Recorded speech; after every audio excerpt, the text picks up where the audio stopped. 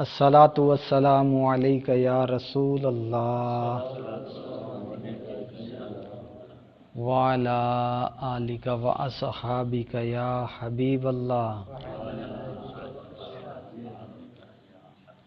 अस्सलातु वस्सलामु अलैका या नबी अल्लाह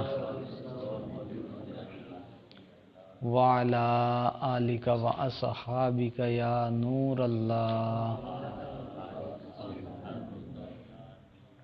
नवैतु सुन्नतल इतिकाफ।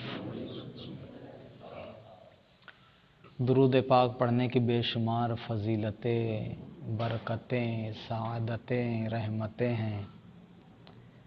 उन्हीं में से एक फजीलत यह भी है कि जिसके पास अल्लाह के आखिरी नबी का जिक्र हुआ और उसने नबी पाक पर दुरूद पाक न पढ़ा, तहकीक वो बदबख्त हो गया। लिहाजा जब भी अपने नबी का नाम लें या किसी और से सुने तो दुरूद पाक पढ़ना चाहिए। कौन सा दुरूद पाक? सबसे छोटा दुरूद पाक यही पढ़ लें, सल्लल्लाहु अलैहि वसल्लम। तो ये दुरूद पाक उस वक्त पढ़ना है जब अपने नबी का नाम खुद लें या दूसरे से सुने। तो जो दुरूद पाक नहीं पढ़ता वो बदबख्त है, और जो अपने नबी पाक का नाम सुनकर दुरूद पाक पढ़ता है तो वो खुशबख्त होगा, नेक बख्त होगा। बख्त माने होता है नसीब, खुश माने अच्छा, यानी उसका अच्छा नसीब होगा। बाद लोग कहते सुनाई देते हैं, साहब मेरे नसीब में तो कुछ अच्छा लिखा ही नहीं है, मेरा नसीब तो एकदम बेकार है, मेरी किस्मत तो बेकार है।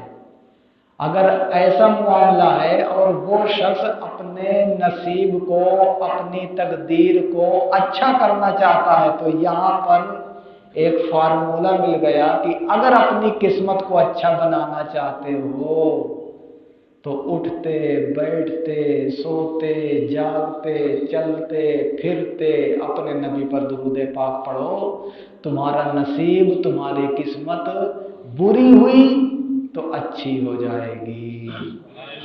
एक मर्तबा दुरूद पाक पढ़ लीजिए, अल्लाहुम्मा सल्ली अला सय्यिदिना व मौलाना मुहम्मद सल्लल्लाहु तआला अलैहि वसल्लम। प्यारे और मोहतरम इस्लामी भाइयों, ये जो आप किताब देख रहे हैं ये बड़ी अहम किताब है। आज के दौर के एतबार से एक मुसलमान को जिन जिन चीज़ों के बारे में जानना ज़रूरी है दीन के एतबार से, उन चीज़ों का बयान इसमें मौजूद है। आज इंशाअल्लाह हम इसी किताब से एक टॉपिक कसम के बारे में सुनेंगे। आप भी सुनते होंगे, मैं भी सुनता हूँ, बात बात पर कसम लोग खा रहे होते हैं। और पहले तो ये था कि अल्लाह की कसम खाते थे लोग, कुरान की कसम खाते थे, लेकिन अब तो तेरी कसम, तेरे सर की कसम, तेरे बालों की कसम, दिन की कसम, रात की कसम, साल की कसम, महीने की कसम, अपने माँ की कसम, और न जाने कितने लोगों की कसम खाते फिरते हैं। तो क्या ये कसम खाने से उन पर कुछ लाजिम आएगा, गुनाह मिलेगा? और कसम कितने किस्म की होती है?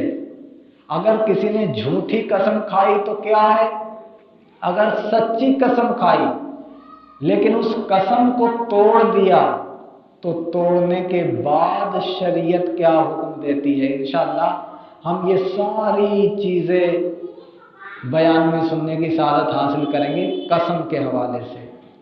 लिहाजा इस किताब में पहला सवाल कसम के बारे में कि कसम किसे कहते हैं, पता तो चले कि कसम किसे कहते हैं। जवाब में लिखा है, कसम को अरबी में यमीन कहते हैं, और यमीन का माना होता है सीधा हाथ। चूंकि अरब वाले जब किसी बात का फैसला करते हैं किसी से, तो अपना सीधा हाथ उसके सीधे हाथ पर रखते थे और ये निशानी होती थी कि अब ये काम हम जरूर करेंगे। इस वजह से कसम को अरबी में यमीन कहते हैं, क्योंकि अरब वाले अपना सीधा हाथ सामने वाले के सीधे हाथ पर रखा करते थे। या फिर यमीन या तो इसका माना है बरकत और ताकत। तो अरबी में कसम को यमीन इसलिए कहते हैं कि कसम खाने वाला जब कसम खाता है अल्लाह के नाम की, तो गोया कि अल्लाह के नाम से बरकत हासिल करता है।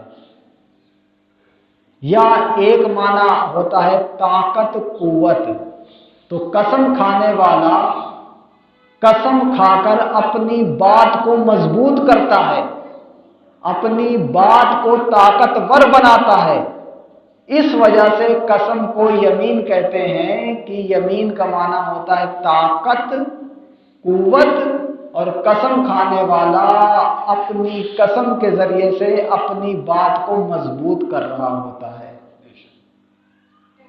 और शरीयत के एतबार से कसम उसको कहते हैं जिसके जरिए कसम खाने वाला किसी काम के करने या ना करने का पुख्ता इरादा कर ले।